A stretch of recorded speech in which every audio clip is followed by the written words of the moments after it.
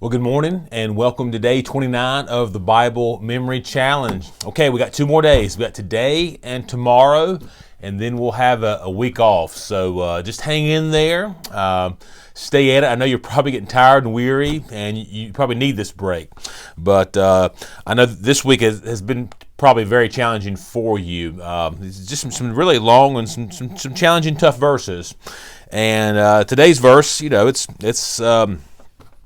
it's not hard, but it's not easy either. It's not one of those little short ones like verse 21. But I think, I think if you just do what you've been doing, you'll get there. So go back and review yesterday's verse. Look at verse 27 and 28. They really tie together.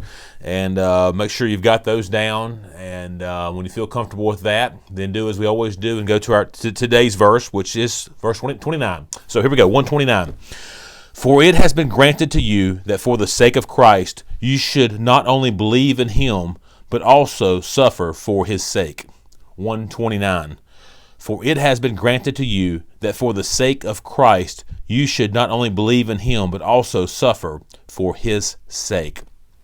So once again, you say the verse over and over and just think about every single word that's being said there. Think about what Paul is communicating here to the Philippians, that he's telling this church in Philippi that for the sake of Christ they shouldn't only believe in him, believe in his name, which they certainly should and they have, but also that they should be willing to suffer for his sake. The Christian life never promises a life of just pure bliss and devoid of any pain or suffering. No, fact is, Christians, we should expect suffering. It's talked about over and over. And so Paul is telling these Christians in Philippi that you should not only believe in Christ, which you have done, but also be willing to suffer for his sake. The word that gave me the most trouble with this verse was that word granted. What I did was I drew the number 4 with a little slash under it.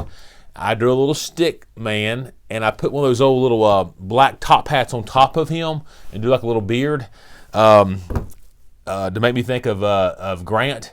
And I don't know what the guy actually looked like, but that's all I needed was just that little thing to jog my memory. Once I get that picture and see Grant, with his little top hat on, that just propels me on to the verse. That's how these little pictures often work. You just need them to kind of to jump start and kind of get you into the verse, to sort of jog your memory. And so once I just visualize that little picture of Grant, then for me the rest of the verse is actually pretty simple.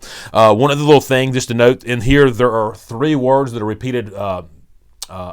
There's one word repeated 3 times, the little word for, and so just that may help you just kind of underline those words for, and so when you come to verse 29, you'll know that you're going to say the word for over and over. For it has been granted to you that for the sake of Christ you should not only believe in him, but also suffer for his sake. And so you may use that number 4 somehow in maybe some of your pictures. Just be creative with that. Maybe that would help you. But hey, that's all I have for today. You guys get through today, get through tomorrow, and we are going to just keep rocking and rolling along. God bless you guys, and y'all have a great day.